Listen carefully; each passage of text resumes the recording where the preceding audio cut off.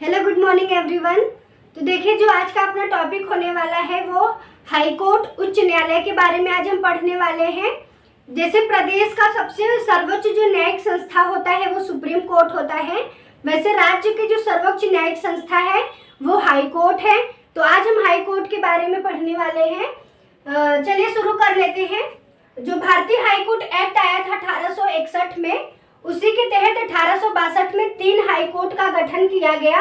एक किया गया कलकत्ता में, मद्रास में और बंबई में। ये 3 हाई कोर्ट का गठन किया गया 1862 में। और जो चौथा हाई कोर्ट बना था 1866 में, वो बना था इलाहाबाद हाई कोर्ट। तो इलाहाबाद हाई कोर्ट का गठन अगर आपसे पूछ ले कब हुआ था, तो ये हुआ था 1866 में हुआ था।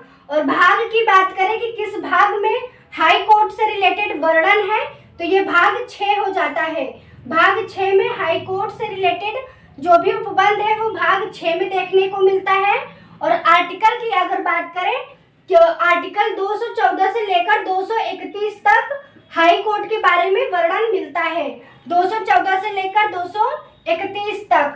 और अगर आपसे एग्जाम में ये क्वेश्चन पूछ ले कि वर्तमान में हाई कोर्ट की संख्या कितनी है, तो वर्तमान में अगर हाई कोर्ट की संख्या पूछ ले तो वो हो जाती है 25। और 25वां हाई कोर्ट कौन सा बना था? आंध्र प्रदेश में। आंध्र प्रदेश हाई कोर्ट बना और ये हो जाता है 25वां high court Andhra Pradesh. High court से रिलेटेड कुछ अनुच्छेद हम देख लेते हैं जो कि इम्पोर्टेंट होते हैं एग्जाम के लिए। तो आर्टिकल 214 की अगर हम बात करें तो इसमें राज्यों के लिए क्या होगा? एक हाई कोर्ट होगा, उसके बारे में बात करता है आर्टिकल 214।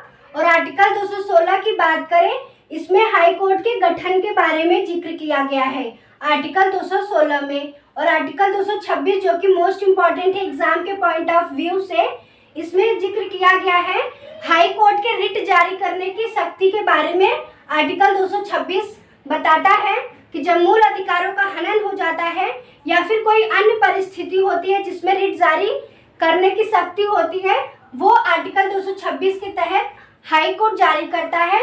और ये जो रिट होता है वो टोटल 5 प्रकार के रिट जारी करने की शक्ति होती है हाई कोर्ट के पास भी और सुप्रीम कोर्ट के पास भी। अब 5 प्रकार के रिट में एक तो हो जाता है बंदी प्रत्यक्षीकरण,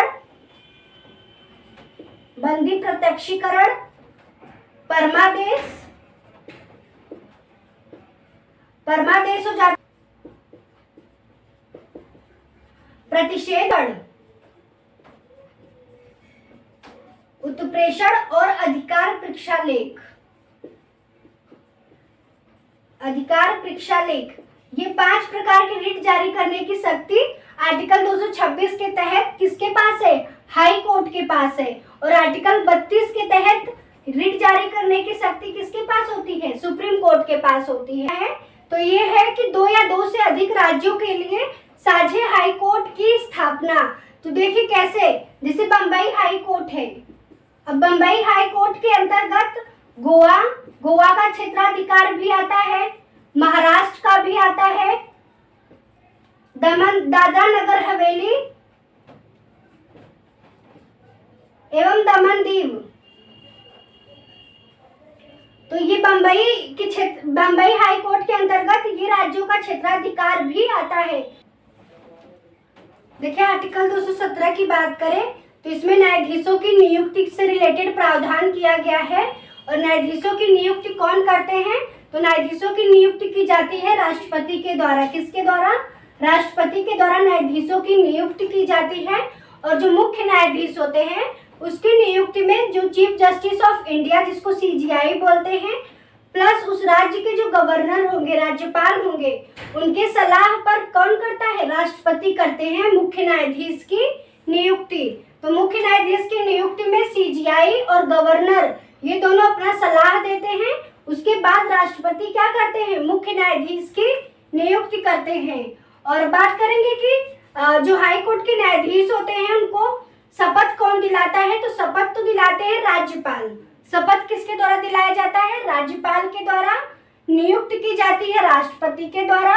और जिनका कार्यकाल होता है वो 62 वर्ष की आयु तक इनका जो कार्यकाल हो जाता है। और ये अपना त्यागपत्र भी किसको देते हैं? राष्ट्रपति को देते हैं। बस शपथ दिलाने का जो काम करते हैं वो राज्यपाल करते हैं। और नियुक्ति समय सलाह देने का काम राज्यपाल करते हैं। तो ये हो जाता है हाई कोर्ट से रिलेटेड जितने भी इम्पोर्टेंट फैक्ट है वो हमने इस लेक्चर में कवर करा दिया है। तो आप लोग प्लीज़ वीडियो को ज़्यादा से ज़्यादा शेयर करिए।